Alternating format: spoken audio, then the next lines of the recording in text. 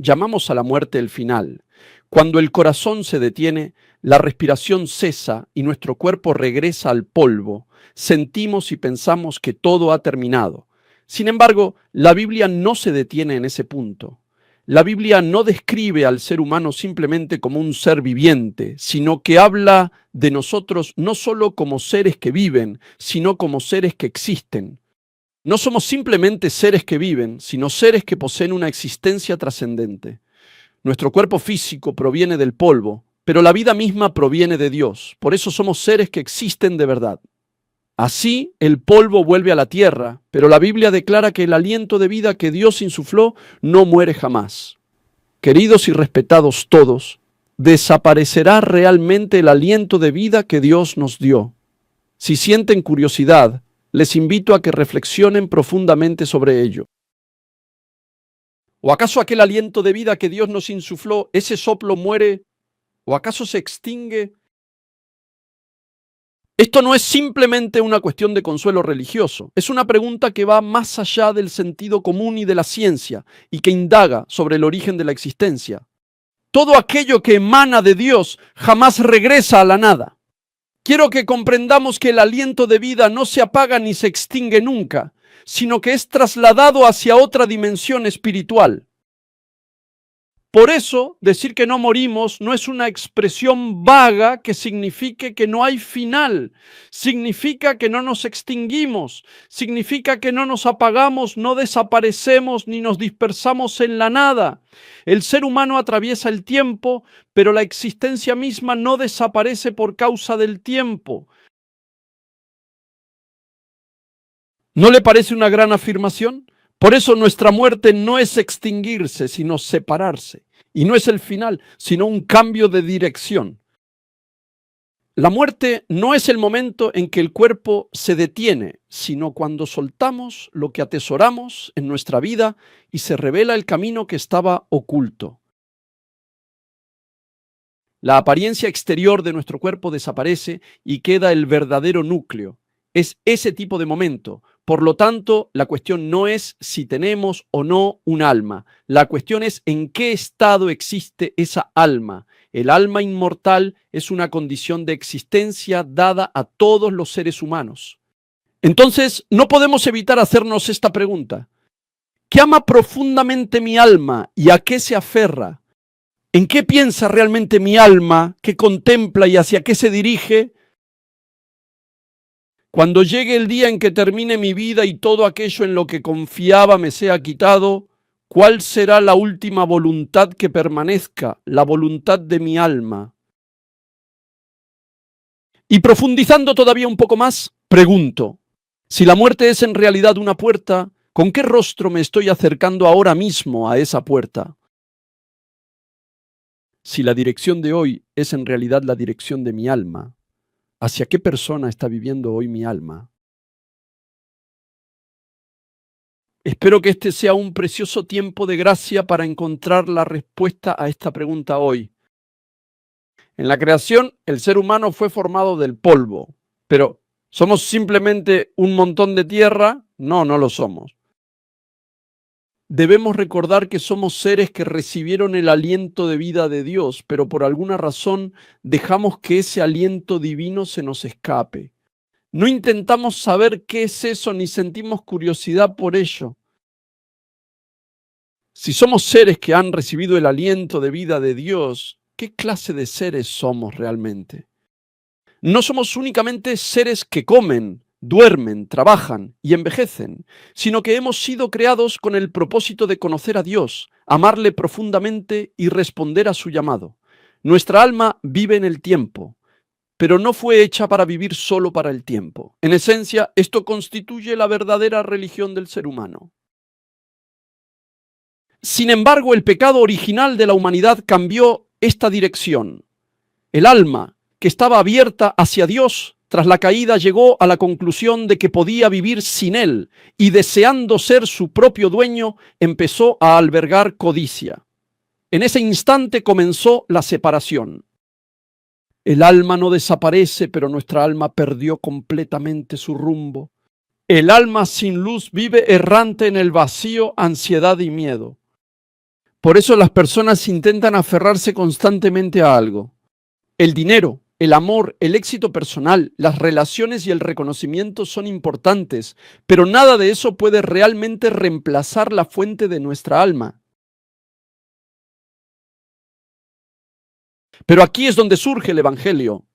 Dios no dejó al ser humano en aquel estado de vacío espiritual, en la condición de un alma perdida. Aquel que es la fuente de la vida vino personalmente a nuestro tiempo. Ese Dios, por quien somos sensibles, vino a esta tierra para encontrarnos de nuevo. Para volver a unir el camino roto entre Dios y nosotros, Él mismo cruzó el abismo que nosotros no podíamos atravesar. Todas nuestras almas existen para siempre. Sin embargo, la esencia y la calidad de esa misma alma es diferente. Aquello que amamos profundamente en este momento, en quién confiamos y hacia dónde dirigimos nuestro corazón, es lo que finalmente define el rumbo de nuestra alma. Por eso, este problema no es una filosofía abstracta, sino una realidad que está directamente relacionada con la forma en que viven hoy, y deben reconocer que las decisiones que toman ahora moldean la forma de su alma. Por lo tanto, es sumamente importante hacia qué dirige su mirada nuestra alma. El pasaje de hoy es una escena de la historia del rico y Lázaro que aparece en Lucas 16. Seguramente la han escuchado muchas veces, ¿verdad? Jesús hablaba de aquellos que amaban el dinero y se consideraban justos por sí mismos, de aquellos que amaban el dinero y se creían justos. ¿A quién creen que se refería? ¿No sienten que está hablando de nosotros mismos? Jesús contó esta parábola para los fariseos que amaban profundamente el dinero y vivían considerándose a sí mismos santos, justos y superiores a los demás. En aquella época, la sociedad judía tenía la tendencia de interpretar la riqueza como una bendición de Dios y la pobreza como una maldición. ¿Acaso no continúa siendo de la misma forma en la actualidad? Si gano mucho dinero, pienso, Dios me ha bendecido. Si me encuentro en una situación de pobreza, tal vez llegue a pensar que es porque he recibido un castigo de parte de Dios. ¿Acaso creen ustedes que se puede medir el amor de Dios basándose en el estándar de la riqueza? Pero Jesús invierte por completo ese rígido orden de valores al que estamos tan sumamente acostumbrados. La situación actual no es garantía para el alma. Y el mundo después de la muerte no es una abstracción, sino una realidad como nos muestra la palabra de hoy. Y ahora aparece la escena crucial. ¿El hombre rico está muerto ahora o sigue vivo? Está muerto, ha sido sepultado. ¿A qué lugar ha vuelto su cuerpo?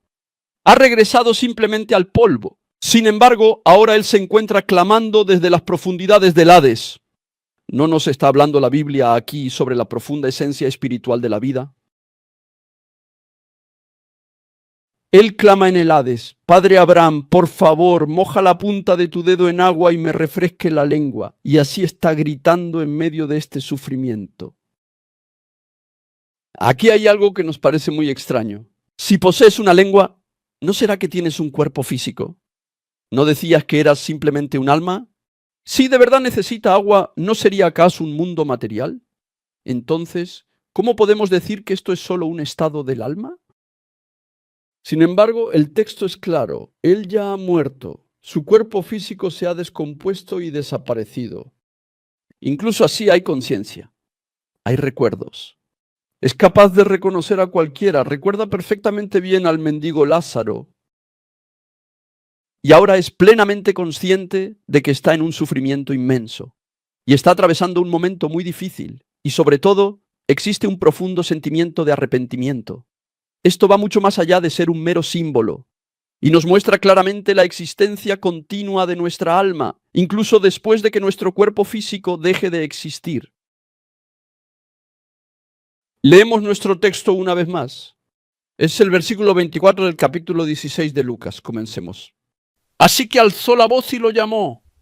Padre Abraham, ten compasión de mí y manda a Lázaro que moje la punta del dedo en agua y me refresque la lengua, porque estoy sufriendo mucho en este fuego.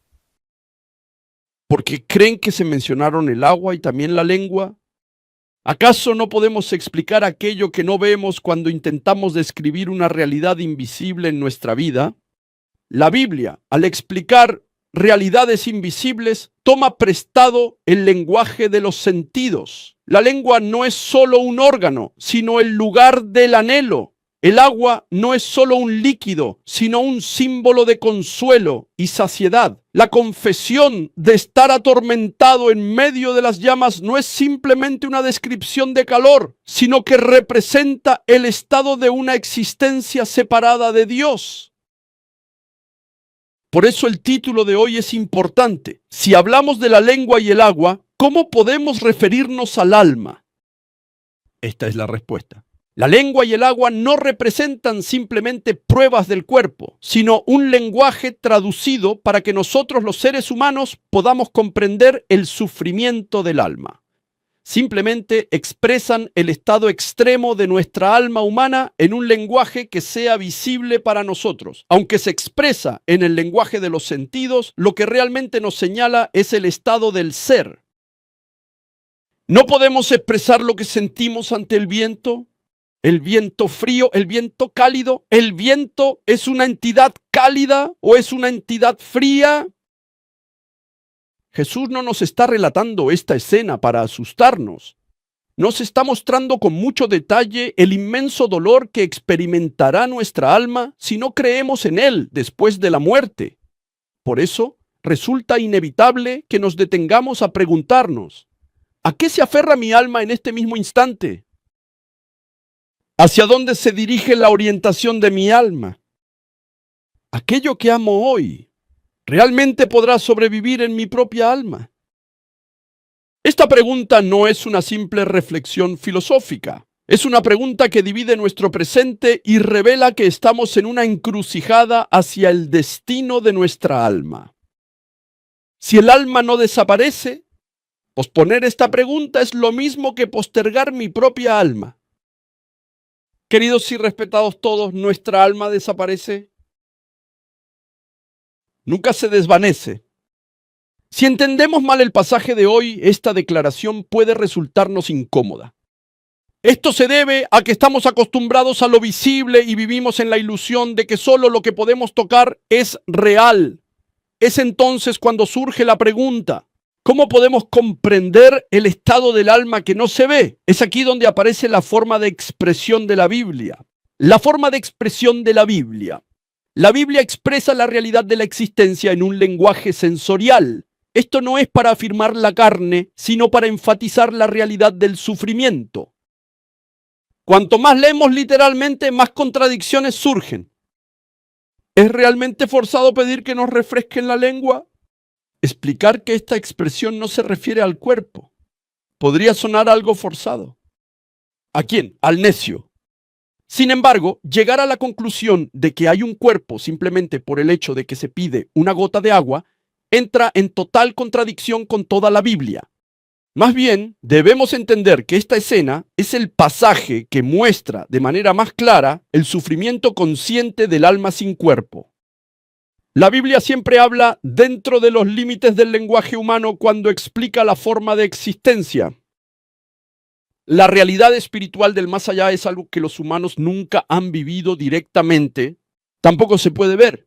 Por eso debemos entender que solo se puede hablar de esto usando un lenguaje figurado y analógico. Este es un principio básico de la interpretación bíblica. Primero quiero dejar algo claro. Al leer Lucas capítulo 16, solo hay dos opciones posibles.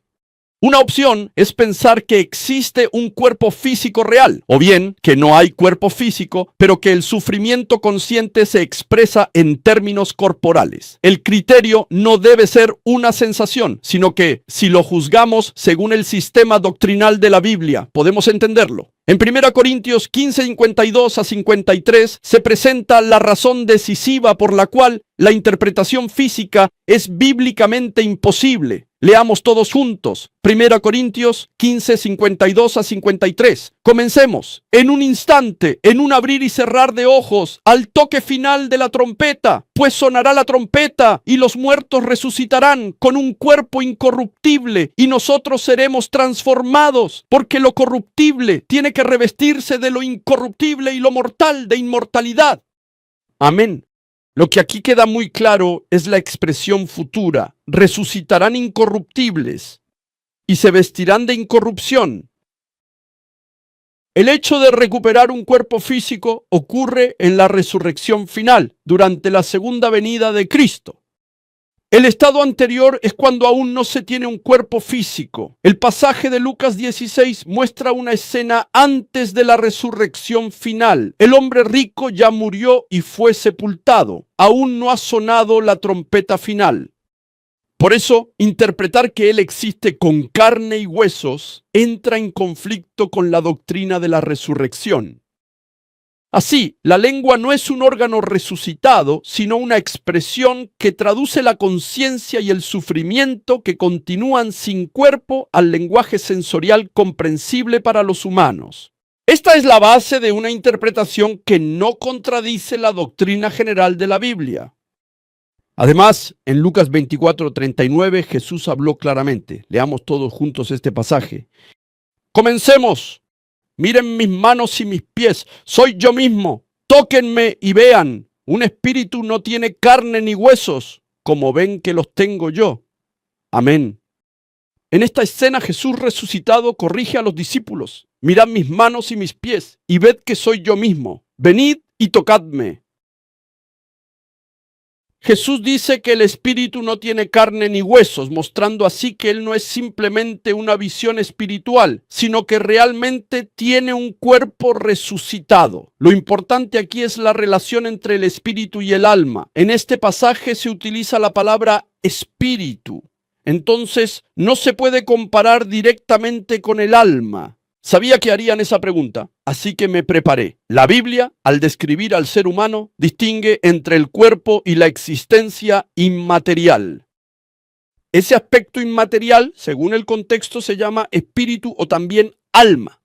Las almas pueden ser diferentes, pero lo que tienen en común es que son entidades inmateriales distintas del cuerpo. Lucas 24:39. Parte del supuesto de que los seres inmateriales no tienen carne ni huesos, y así lo afirma en este pasaje. Es decir, tanto el espíritu como el alma, cuando están separados del cuerpo, no poseen órganos materiales. Cuando la Biblia habla de la realidad de la existencia, siempre utiliza un lenguaje centrado en la función. Por ejemplo, Jesús dice: tienen ojos pero no ven. ¿Se refiere aquí a ojos físicos reales? No, no es así. Tienen oídos pero no oyen. Esto no significa realmente que tengan órganos internos reales. Aquí la conciencia y los oídos se están utilizando como lenguaje para describir un estado.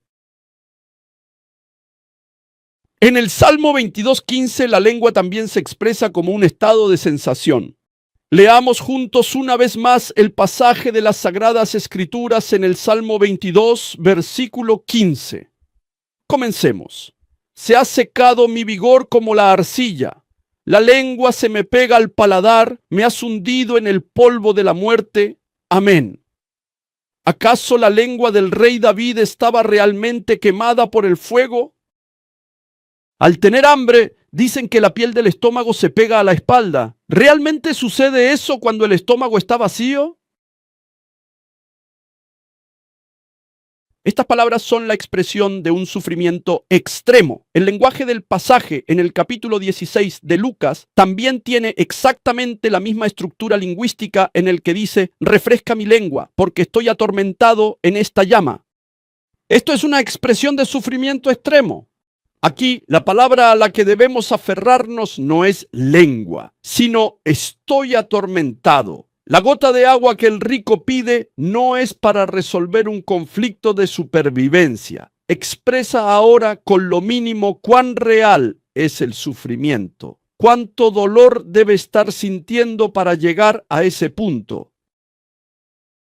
El sufrimiento es tan real que necesita ser aliviado, aunque sea con una gota. No prueba un cuerpo físico, más bien, al usar el lenguaje sensorial más primitivo, lengua, agua, llama, Dios revela en la unidad básica del lenguaje humano lo intenso y tangible del sufrimiento, incluso sin un cuerpo físico. La Biblia a menudo traduce el mundo invisible en un lenguaje visible. Les doy un ejemplo, el pie de Dios. Dios tiene pies, el ojo de Dios.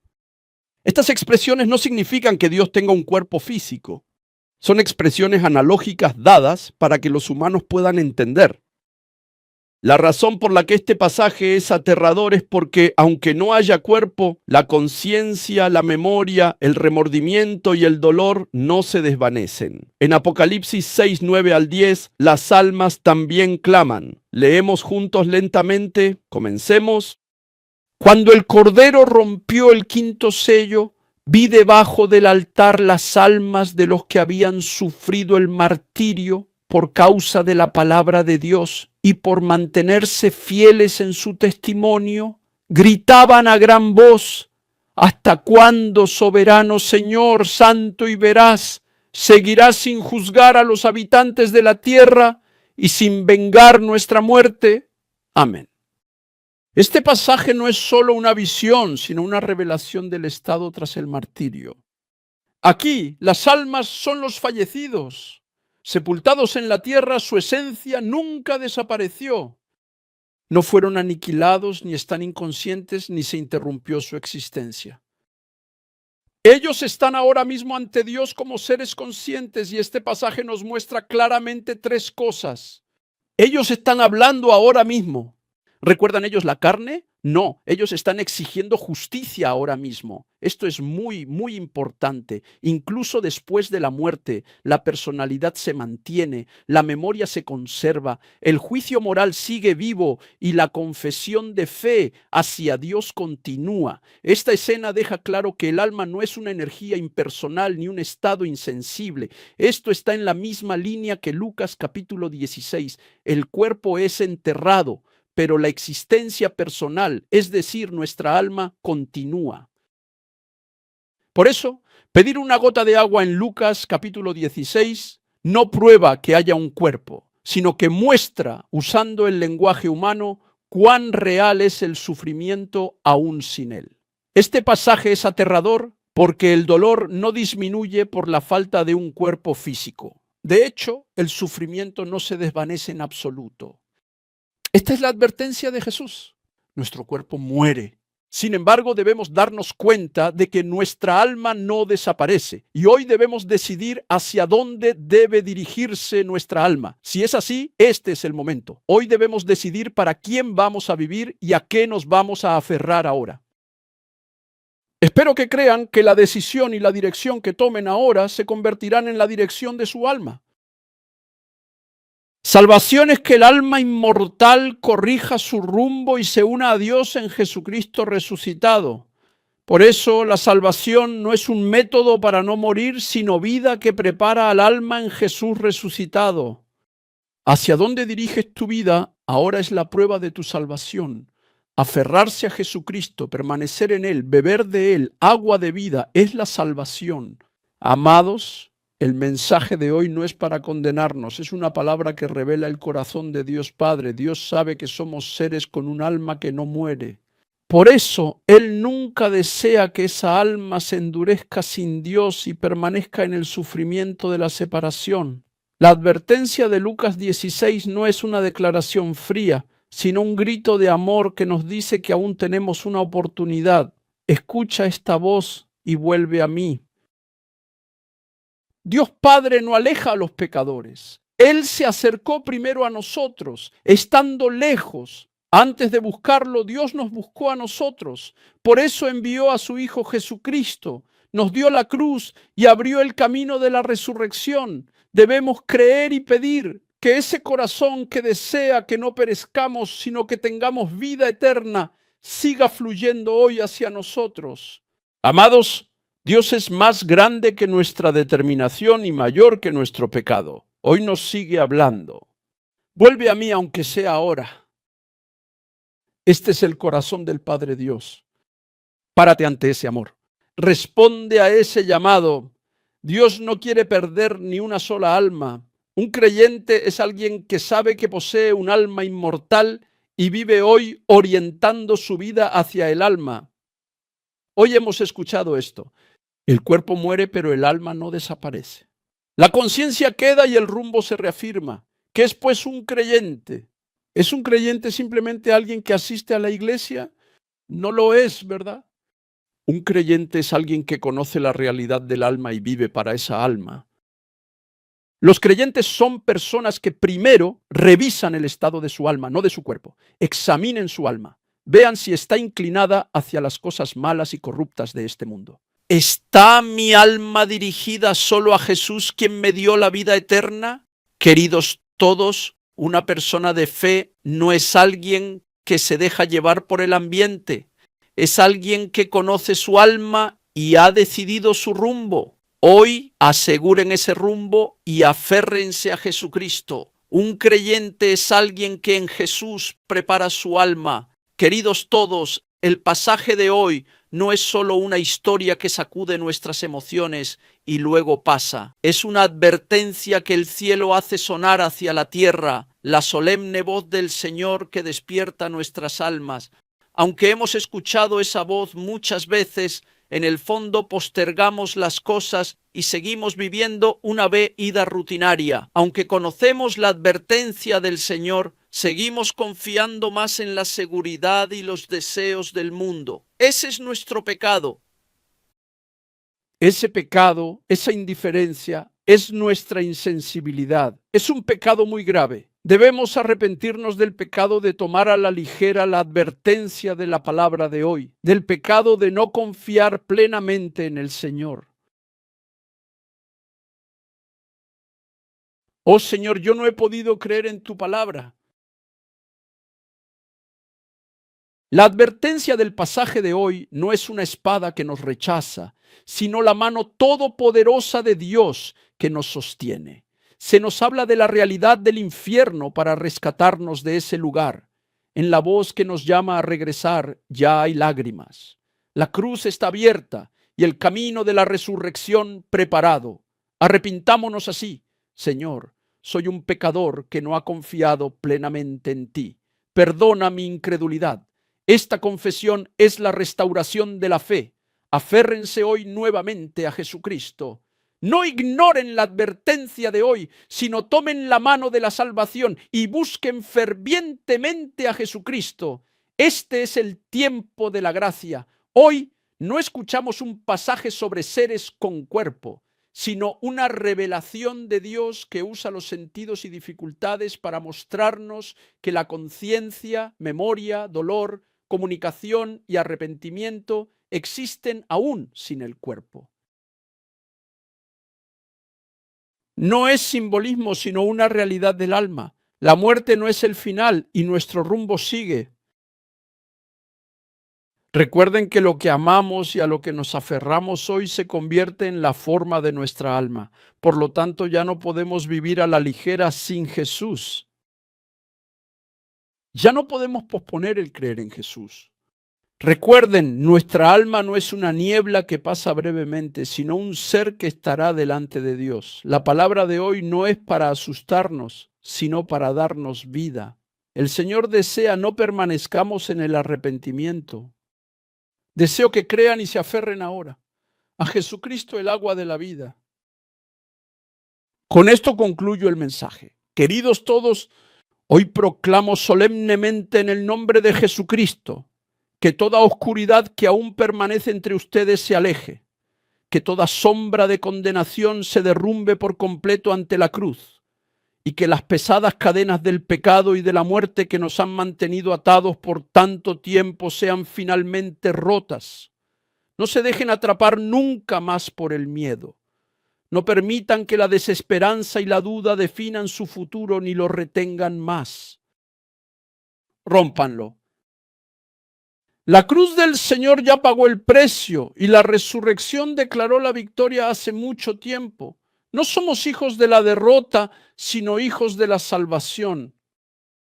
Así que no lo pospongan más. Jesús, crean en Jesús, no rechacen el agua de la vida y recuerden que ante esta verdad que no desaparece, el infierno no es abstracción sino un hecho real. Espero que todos se acerquen al nombre de Jesús.